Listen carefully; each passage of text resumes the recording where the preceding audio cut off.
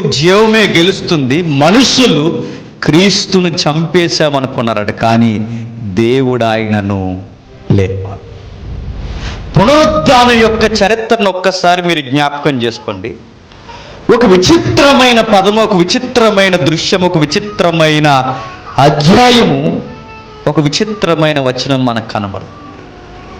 ఏమిటా వచనం అంటే, ఈ ఈస్టర్ దినాన్న మనకు కనబడుతున్నది ఒకే ఒక్కటి. ఏమిటి అంటే, దొర్లింపబడిన రాయి. ఏంటట?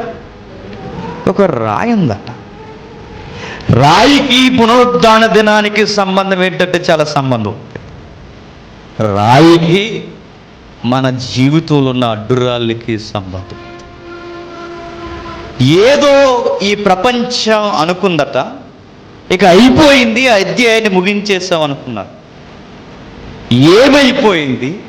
ఏ అధ్యాయం ముగించేశారంటే, ఇక మరణమే మనుషుల మీద గెలిచింది, జీవం ఓడిపోయింది అనుకుంటారు. మరణం ఇక క్రీస్తన్న ఆయనక లేడు, చంపేశాం అనుకున్నారు. మరలా ఈ ఈస్టర్ దినాన్న మనకి జ్ఞాపకం చేస్తున్న మరొక ముఖ్యమైన పదం ఏంటంటే, ఇక రాయి చేత ఆయన్ని బంధించేసాం అని. లూకా రాస్తున్న విధానం గతించిన వారం కూడా చాలా విచిత్రంగా రాస్తుంటాడు.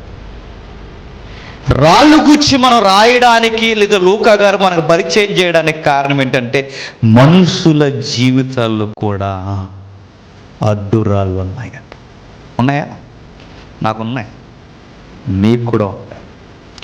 ప్రతి ఒక్క మానవ జీవితంలో గుర్తుపెట్టుకోండి, ఏదో ఒక అడ్డు బండ మనకు తగులుతూ ఉంటుంది. ఏదో ఒక అడ్డురాయి. అది మన జీవితాన్ని ఏమంటుందంటే, ఇక అయిపోయావు నువ్వు, నిన్ను నేను బంధించేశానని మనం చూస్తాం. మనుషుల జీవితాల్లో అడ్డురాళ్లే కాదు, మనుషుల కుటుంబాల్లో కూడా చెప్పాలి అడ్డురాళ్ళు ఉన్నాయి. కుటుంబాలు కలవకుండా రాళ్ళు లాంటి పరిస్థితులు ఈరోజు మనకు అడ్డు లేవని ఉన్నాయి. మనుషుల జీవితాల్లో, కుటుంబాలలో, దేశాలు కూడా కలవని అడ్డురాళ్ళు దేశాల మధ్య ఉన్నాయి. ఇంకా ప్రపంచం కూడా నెమ్మది పొందలేని